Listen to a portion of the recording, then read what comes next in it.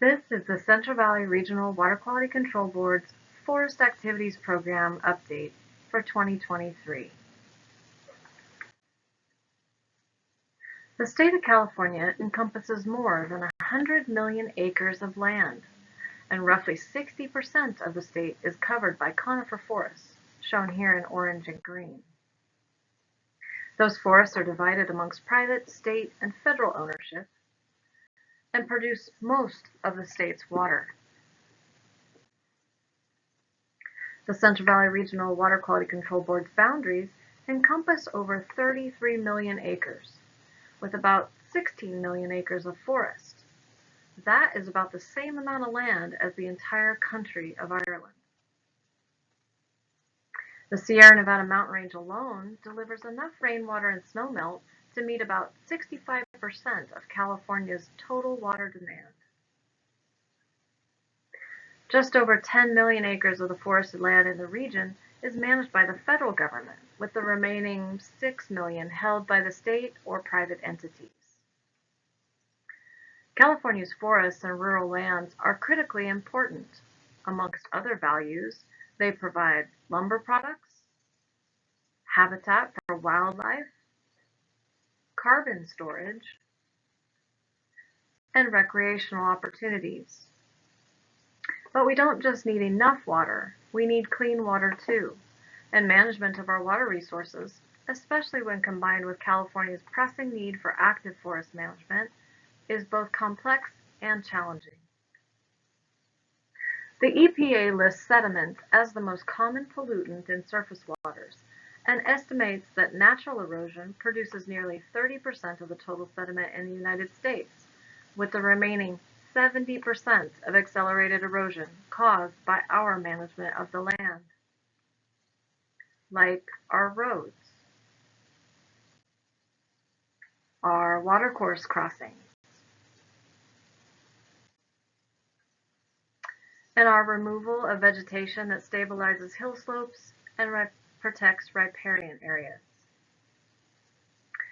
Sediment discharges resulting from accelerated erosion can have detrimental impacts on water quality by increasing turbidity, altering watercourse channel characteristics, increasing stream temperatures, and directly impacting aquatic organisms.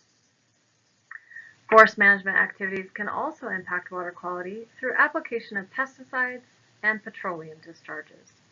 Herbicides are applied to prevent or eliminate unwanted vegetation, including invasive species and plants that compete with conifer seedlings in reforestation efforts.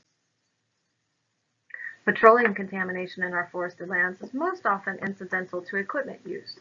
However, it also has the potential to negatively impact surface and groundwater.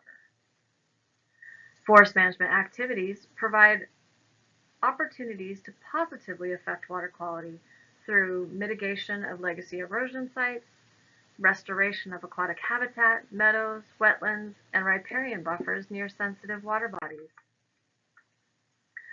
The Forest Activities Program at the Central Valley Water Board is composed of 13 field staff that conduct roughly 280 inspections each year across the 16 million acres of forested lands in the region. We tackle sources of water quality pollution on federal and non-federal lands from a variety of forest management activities. Our most effective tools are those that focus on prevention ahead of precipitation events. By integrating proactive planning and implementation of best management practices, impacts to the region's waters are minimized while allowing operations to continue. This focus on prevention is critical because once erosion pathways are established or chemical contaminants are discharged, they are very difficult to remediate. You can't put soil that has washed away back on the hillside, and a healthy forest requires soil. Program staff provide oversight of timber salvage operations and hazard tree removal activities conducted after a fire, and are frequently called upon to provide their erosion and sediment control expertise when it comes to issues like off-highway vehicle trail erosion and fire suppression repair, post-fire impacts, and recovery efforts. Over the past 6 years, the Central Valley Water Board's Forest Activities Program has experienced significant challenges and undergone significant changes, evolving and growing in complexity, as you might imagine, given the alarming rate, severity, and extent of wildfires the state has increasingly been experiencing. While initially focused mainly on ensuring commercial forest management activities do not negatively impact water quality, the program has expanded to include utility corridor management activities pre and post-fire, as well as post-fire water quality monitoring.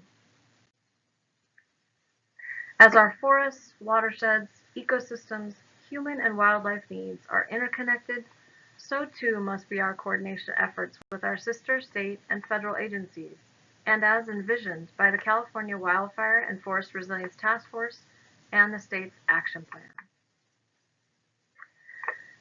In the next couple of years, program staff expect to bring a draft regional permit for non-point source activities undertaken by the Forest Service and BLM before the board for consideration of adoption. We also anticipate a new statewide electric utility general order to be adopted by the State Water Resources Control Board with implementation at the regions. We're looking forward to a Lean Six Sigma evaluation of our commercial harvesting permitting and internal processes to identify opportunities for refinements and streamlining. And we have efforts in motion that will conclude in the next 2 years that will position us to better understand impacts from herbicide application in forest management before and after fires. One is a contract with the USGS and the UC Davis to establish field deployment procedures for pumping and passive samplers.